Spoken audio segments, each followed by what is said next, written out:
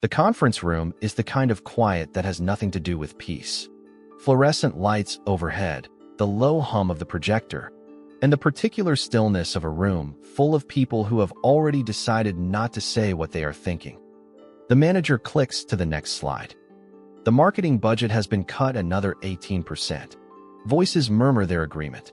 Simone sits at the table with her hands folded in front of her, phone hidden underneath it. While the heads around her are nodding, she is opening the benefits portal with her thumb, reading numbers she has looked at before but never really seen until this moment. Tuition reimbursement, $5,200, unused. Employee assistance program, 12 sessions available, never touched. PTO balance, 80 hours sitting there, accruing quietly, going nowhere. She adds them up, $11,200, just sitting there, available, hers to use. Something shifts in her chest, not excitement exactly, more like recognition. What if she used it, not to get better at this job, not to survive another quarter, but to leave it? My name is Marcus Jones, the finance detective. Today, I am opening case file 4. Simone is a 31-year-old marketing coordinator in Des Moines, with $11,000 in benefits she has never touched, and a plan she built in secret over 6 months while everyone around her assumed she was just doing her job. This case is not about a windfall or a lucky break. It is about someone who looked at the structure that was holding her in place and figured out how to use it to get free. Let me show you how close she came to losing everything and why she didn't. Simone Thompson had been at the same company for 4 years. She was 31, a marketing coordinator in Des Moines, making $58,000 a year. She was good at her job in the way that makes a certain kind of manager comfortable, reliable enough to depend on, underpaid enough to keep. Promotions came slowly and raises came smaller than the work warranted. And Simone had spent enough time watching the pattern to understand that it was not going to change on its own. She knew the virtual assistant business the way you know something you have studied from the outside, while doing it from the inside without the title or the pay. Scheduling, travel coordination, inbox management, client communication. She was already doing all of it, just not for herself. The idea of doing it for clients of her own had been living in the back of her mind, long enough that it felt less like a dream and more like a delayed inevitability. The problem was the math. Her savings hovered at about $900. Rent consumed half her paycheck every month before she had a chance to feel the deposit arrive. One missed paycheck and she would be calling someone to sleep on their couch. And the health insurance, the thing that keeps more people in jobs they cannot stand than any salary ever could, disappeared the moment she walked out the door. Friday nights were the hardest. $2,200 landing in her account, $1,200 of it gone to rent before she could blink. The rest dissolving into groceries and car payments and utilities until the balance read $12.47. And the apartment was dark and her phone was glowing with job alerts for the same titles at the same salaries she was already not surviving on. Her hands were shaking a little, and not from the cold. She was not going to do another year like this. She just did not know yet how to leave without falling. Monday morning, she opened the EAP portal and booked a session with the career coach. She sat down with the coach and told her the truth plainly. She wanted out. She had a business idea, and she had no plan, no money, and no margin to build one. The coach did not tell her to be patient. She told her to start, and then she told her to be careful. If HR noticed unusual benefit usage, if anything began to suggest a side business in progress, access could be pulled. There were employment agreements to consider. The risk was real and it was specific, and Simone needed to understand it clearly before she moved a single step forward. Simone understood, and then she started moving. Over the next 3 weeks, working through her EAP sessions one by one, she built the foundation. Her niche was consultants, specifically the kind of firm she worked for, the clients who needed exactly what she had been providing for 4 years. Her pricing was $800 a month per retainer client, an amount she had researched carefully and knew the market would bear. She practiced her LinkedIn approach in her car on the way to work, voice cracking the first dozen times and steadying with repetition, until it sounded like someone who knew what she was offering and why it was worth paying for. She applied $1,800 of her tuition reimbursement to a certified virtual assistant program. She drafted the justification with the same care she gave every word of the application. Improves project coordination for current role, and submitted it and waited. HR approved it with a note, contingent on relevance to current position. She exhaled and enrolled that same afternoon. 3 months to complete the certification, every evening after work spent on modules and templates and contract frameworks. With the kind of focused exhaustion that comes from working 2 jobs at once, one of them invisible. Near the end of the first month, an executive she had met at an industry conference reached out. He needed what he called calendar rescue. She quoted $800 a month. He said yes without hesitation. Her heart was beating so hard she had to stand up and walk around her apartment before she could type the confirmation.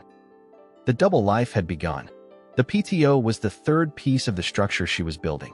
80 hours sitting unused because she had always told herself she was too busy, always finding a reason to stay available when the option to be away was there. She started using Fridays deliberately, taking paid days to onboard new clients, build her systems, and deliver work, while the company she was still working for continued paying her salary. 4 Fridays a month, for $146 each time. Employer-funded time redirected toward the thing that was going to replace the employer. Her boss noticed eventually. He told her she had been out a lot lately. She kept her voice even and told him they were personal days and the policy allowed for them. He nodded and she walked away, and the knot in her stomach did not loosen until she was back at her desk and certain the conversation was over. 1 email with the wrong name visible, 1 calendar entry someone should not see, and everything she was building collapsed. Month 3 brought a second client and $1,200 a month combined. Her mother called and told her she was risking a stable job for a dream. Simone told her it was not stable, it was dying slowly, and the line went quiet. And then her mother hung up. Simone sat with that for a while. Then she looked at the numbers growing on one side of her life and kept going. Month 4 arrived with a policy change. Her boss sent an email. Full-time in office starting next quarter, remote Fridays ending. Simone's stomach dropped. She had 3 clients at $2,400 a month. The income was real and it was growing, but it was not enough to carry her through a resignation. Not with rent and insurance and the thin savings buffer she was still building. She ran the math at 2 in the morning, mapping every scenario. The PTO access gone, clients sensing her distraction, an HR audit triggered by her EAP usage, and she saw how each failure connected to the next and how quickly they could cascade. She opened a resignation draft on her phone. She stared at it for a long time. Then she deleted it.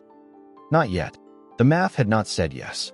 She found what she could in the remaining structure. The flexible spending account redirected pre-tax dollars to cover her business bookkeeping. She bumped her 401k contribution to capture the full employer match. $1,740 she was not going to leave behind.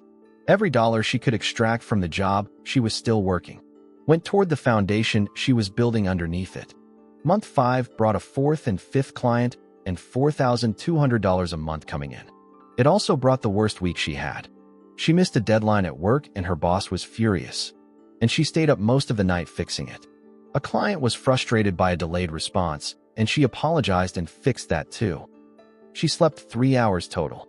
The doubt was loud that week, louder than it had been at any point since the beginning, telling her she was going to crash and lose both, the job and the business, and end up worse than where she started. She kept going anyway. Month 6 brought a 6th client and $5,500 a month flowing in from the business. It was more than her salary for the first time. She had $10,000 in savings. She looked up the cost of a private health insurance plan and found a number she could live with. She sat with that for a long moment, not celebrating, just breathing. It was the exhale of someone who has been holding their breath for 6 months and has finally found the ground. Month 7, she walked into her boss's office and handed him her resignation. He told her she was one of their best people. She looked at him steadily and said, now I'm mine. The door closed behind her. Her legs were not entirely steady. She stood in the hallway and let the quiet settle around her. She was free. In her first year on her own, she generated $62,000 in revenue and netted $54,000, $4,000 more than the salary she had left. 30 hours a week, no budget meetings, no politics, and no cuts. In her second year, the revenue grew to $87,000 and the net to $73,000. That year, she hired an assistant. She started selling templates, passive income, modest at first. It began to move on its own. Before, $12.47 on a Friday night in a dark apartment, hands shaking. After, a $20,000 reserve, travel, sleep, and the quiet that comes from making choices instead of absorbing them. I want to be clear with you about what this cost, because the outcome does not cancel the price. 6 months of double life is 6 months of carrying something that could end everything on any given day. The exhaustion was not metaphorical. Her relationship bent under the weight of her being present in body and somewhere else in her attention. There, even when you're gone, her boyfriend told her. They fought about it and repaired it and fought again. She came within a real decision of stopping 3 times. Not dramatically, not with a speech. Just a moment where the cost of continuing felt larger than the cost of stopping. And she had to choose again. The risks she was managing were not hypothetical. Discovery and termination before the business was ready to carry her. A client who did not renew at the wrong moment. A health emergency that wiped out the buffer before she had enough to replace it. Any of those things could have happened. She got through the window before they did. But the window was real and it was closing, and she knew it the whole time. Here is what this case teaches. The first thing is that benefits are capital. Unused, they expire and return to the company. The EAP sessions, the tuition reimbursement, the PTO balance, the matching contributions left uncaptured. These are dollars you have already earned, sitting in a portal, waiting. Simone extracted nearly $11,000 in value from benefits she had been walking past for 4 years. That value funded her exit. Most people never know to look for it because nobody frames it as what it actually is. The second thing is the timing. Simone did not quit because she was miserable. She quit because the math said yes. She built until the business income crossed the salary, until the savings buffer was real, until the health insurance question had an answer she could live with. Every week she stayed past the point where she wanted to leave was a week the foundation got stronger. That is not patience as a virtue. That is strategy. The third thing is honesty about the limits of this story. Simone's situation was specific. Her company offered these benefits. Her role allowed the flexibility. Her niche existed and her skills matched it exactly. A strict no side hustle clause in an employment agreement changes the calculation entirely. So does a role with no flexibility, or benefits that are structured differently, or a market that does not have room for what you are building. This is not a universal blueprint. It is a story about someone who saw a specific window and moved through it carefully. And the lesson is in how she moved, not that every window opens the same way. Here is your assignment. Tonight, open your benefits portal and treat it like an audit. Write down every benefit available to you and the real dollar value attached to each one. Tuition reimbursement balance, EAP sessions remaining, PTO hours banked, and matching contributions you are not capturing. Add them up. That number is not abstract. It is capital you have already earned and have not used yet, and it has an expiration date. Then ask yourself one honest question. What is the skill you are providing right now, in your current role, that someone outside your company would pay for directly? Not what you wish you could offer. What you are actually doing today that has market value beyond the walls of your job. That is where you start. If someone in your life is sitting on benefits they have never touched, in a job that is costing them more than it is paying them, send them this. It might be the thing that changes how they look at the clock. I am Marcus Jones, the finance detective. This has been Case File 4. Run the numbers. Follow the money trail. One clue at a time.